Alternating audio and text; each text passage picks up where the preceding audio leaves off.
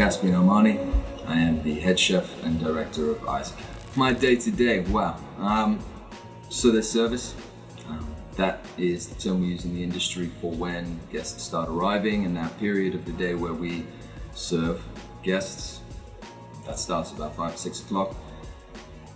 The day for me starts about 8:30. You get up, you get yourself a cup of coffee, have a shower, come down. I live across the street from the restaurant. So across the road, beautiful sunshine. I open up my restaurant.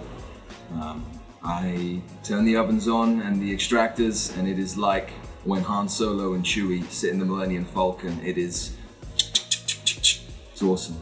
My restaurant manager comes in, my sous chef comes in. We talk about how we'd love to have a cup of coffee. We write our prep lists for the day. Myself and my sous chef, we get started in the kitchen.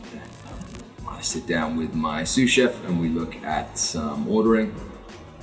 We make some lunch together, we sit down, and halfway through the day, it's probably about 2 or 3 o'clock now, we start setting up for service. So preparing ourselves for what the evening's gonna look like. We serve, then we clean down, and we go home. It's day to day, for sure. So we can go right from technical skills in the kitchen to sort of life professional skills to emotive skills, all of which are super relevant in the kitchen. So technical skills, working super clean. That's something that everyone can start doing right from super early, wiping down your sections, wiping down your sideboards. Technical skills are how to prepare stuff in the kitchen. This is a very small percent, I think, of the knowledge that you need to become a chef. So, understanding French terminology, what a bordelaise is and a hollandaise, and why those things are important and how that's different to a veloute or, whatever. Professional skills, punctuality, stock rotation, ordering, these kinds of things are helpful in a workplace. Emotional skills in the kitchen, the first and most important thing that I think is relevant to take note of here is to have a self-awareness, a level of self-awareness, how you're feeling, understanding your condition and understanding what to do with that, where to go with that, recognizing if you're not feeling up to it, that's okay, that the world is going to keep spinning, that this service is going to happen without you, that the people around you care about you and they're going to want to look out for you. Patience, and empathy. I can't preach about it enough. I think this is important in life all the way around, but unbelievably so in the kitchen. And so there's something beautiful and kind and generous about the people that work in hospitality, that they want to share and they want to give and they want to serve people, and that is beautiful. For me personally, and this probably isn't the same for everyone in hospitality, but for me personally, I am privileged, truly privileged, blessed to have been integrated into a small team restaurant where I was given the opportunity that if I worked hard, that I would be given more responsibility.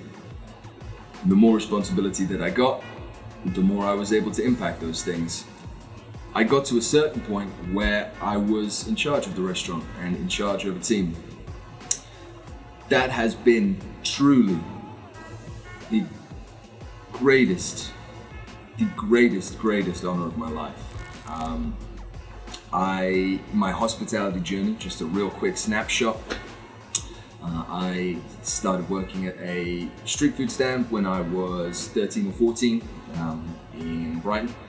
I went and worked at a pub restaurant or a hamburger restaurant in Brighton. It was incredible. It was immensely learning, massive learning curve for me.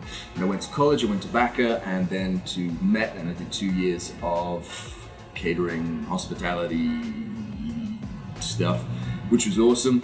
I've been very fortunate in places that I've worked to have the path that I've had. I've had lots of people that have given me immense amounts of opportunity. Not necessarily they've just handed stuff to me, but they've given me the opportunity to work hard and take on more responsibility. And that transaction has taken me very far, very quickly.